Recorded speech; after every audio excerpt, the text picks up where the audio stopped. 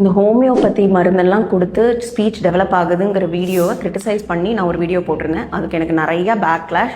But I have a set of questions. இது வரைக்கும் எனக்கு எந்த ஆன்சரும் வரல. ஸோ கிளியராகவே நான் என் கொஸ்டின்ஸ் எல்லாம் இதில் சொல்கிறேன். உங்களால் யாருக்கும் ஆன்சர் பண்ண முடிஞ்சுதான் நீங்கள் கமெண்ட்ஸில் வந்து ஆன்சர் பண்ணுங்கள். இந்த மாதிரி மாத்திரை மருந்துக்கு பியர் ரிவ்யூட் ஆர்டிகல்ஸ் இருக்கா? பியர் ரிவ்யூட்னா ஸ்டடி பண்ணிட்டு இந்த சயின்டிஃபிக் ஜேர்னல்லாம் சப்மிட் பண்ணுறப்ப ஃபீல்டில் உள்ள எக்ஸ்பர்ட்ஸ் நிறையா பேர் அதை இவாலுவேட் பண்ணி அது இந்த ஸ்டடி எப்படிப்பட்ட ஸ்டடிங்கிறத சொல்லுவாங்க. அண்ட் நிறைய ஐசோலேட்டட் ஸ்பீச் டிலே வந்து குழந்தைங்க பெருசாக அது தானாகவே இம்ப்ரூவ் ஆகுறதுக்கு சான்சஸ் ரொம்ப அதிகம். ஆனால் நாங்கள் சின்ன வயசுலேயே ஸ்பீச் தெரப்பி கொடுங்கன்னு ஏன் இவ்வளோ ஸ்ட்ராங்காக சொல்கிறோம் அப்படின்னா, அப்போ தான் அந்த கம்பவுண்டட் எஃபெக்ட் இருக்காது. நமக்கு பேசாத குழந்தை 5 வயசில் பேசினா அதே ஒரு இம்ப்ரூவ்மெண்ட்டு நம்ம நினச்சிட்டு இருப்போம். பட் ஸ்பீச் தெரப்பி கொடுத்தா அந்த குழந்தை இன்னும் கூட அதிகமாக 5 வயசில் பேசுவாங்க. ரெண்டாவது, தெரப்பிலாம் கொடுக்காம அவங்க தானாக பேசுகிறாங்க அப்படின்னா கிளாரிட்டி ரொம்ப கம்மியாக இருக்கும். அண்ட் ப்ளஸ் ஸ்பீச் டிலே உள்ள குழந்தைங்களுக்கு நிறைய லேர்னிங் டிஸார்டர்ஸ் டெவலப் ஆகிற பாசிபிலிட்டி இருக்குது, நிறைய ஸ்டடீஸ் இருக்குது.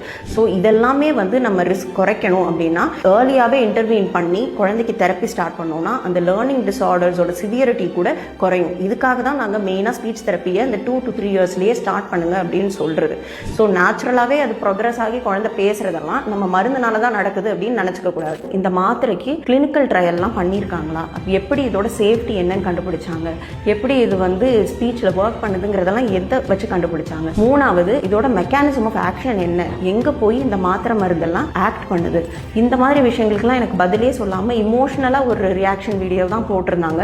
அதை வச்சு நம்மளுக்கு எந்த யூஸும் இல்லை. ஸ்பீச் அப்படின்னு வரப்ப இன்னொரு ரொம்ப ரொம்ப இம்பார்ட்டண்ட்டான ஃபேக்டர், இந்த குழந்தைங்கெல்லாம் இம்ப்ரூவ்மெண்ட் காட்டின குழந்தைங்கெல்லாம் தெரப்பியும் போயிட்டு இருந்தாங்களாங்கிறத யாருமே சொல்லலை. தெரப்பி போயிட்டு இருந்தாங்க அப்படின்னா அது ஒரு கன்ஃபவுண்டிங் ஃபேக்டர் ஆகிடும். கன்ஃபவுண்டிங் ஃபேக்டர்னா நமக்கு தெரப்பினால இம்ப்ரூவ்மெண்ட் வருதா, இந்த மருந்து கொடுத்ததுனால இம்ப்ரூவ்மெண்ட் வருதா நமக்கு கடைசி வரைக்கும் தெரியாது. இந்த மாதிரி ஸ்டடீஸ் எல்லாம் நம்ம கரெக்ட் பண்ணி அதுக்கேற்ற மாதிரி கண்ட்ரோல் ஸ்டடீஸ் நார்மலாக பண்ணுவோம். ஸோ அந்த மாதிரி ஸ்டடீஸ் எதுவும் பண்ணி இது வந்து வெறும் மருந்துனால தான் இந்த இம்ப்ரூவ்மெண்ட் வருது அப்படின்னு எங்கேயாவது காமிச்சிருக்கா? அண்ட் மூணாவது, இதோட சைடு எஃபெக்ட்ஸ்லாம் என்ன? ஆக்சுவலாக எனக்கு வந்து இதோட ப்ரூஃப்னு ஒரு பேஜ் ஃபோட்டோ எடுத்து அனுப்பியிருந்தாங்க. அது அவங்க டெக்ஸ்ட் புக்கில் உள்ள பேஜ்னு நினைக்கிறேன். இதை பார்த்தாலே கொஞ்சம் பயமாக தான் இருந்தது. This can cause heart weakness, stroke, paraplegia, இந்த மாதிரிலாம் நிறைய விஷயங்கள் வேற அதில் இருந்தது. அண்ட் ப்ளஸ் அதில் சைடில் ஸ்பீச் இனன்சியேஷனில் ஹெல்ப் பண்ணுங்கிற மாதிரி எங்கேயோ போட்டிருந்தது.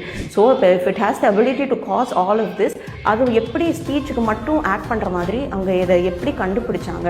அப்போ அதோட சைடு எஃபெக்ட்ஸ்லாம் என்ன? இப்போ நம்ம ஆலோபதிக் ட்ரக்ஸில் கிளியராக உங்களுக்கு சைடு எஃபெக்ட்ஸ் இதுன்னு எழுதியிருப்போம். அப்போ அதோட சைடு எஃபெக்ட்ஸ் எல்லாம் இல்லையா? அப்போ இதிலெல்லாம் ஆக்ட் பண்ணாமல் எப்படி ஸ்பீச்சில் மட்டும் ஆக்ட் பண்ணுது? அந்த அளவுக்கு அதை டைல்யூட் பண்ணுறாங்க அப்படின்னா ஸ்பீச்லையும் அதுக்கு எஃபெக்ட் எப்படி வருது? இந்த மாதிரி கொஸ்டின்ஸுக்கெல்லாம் யாராவது எனக்கு கிளியராக கொஞ்சம் கீழே கொஞ்சம் பேக் திட்டாமல் பதில் சொல்ல முடிஞ்சால் சொல்லுங்கள்.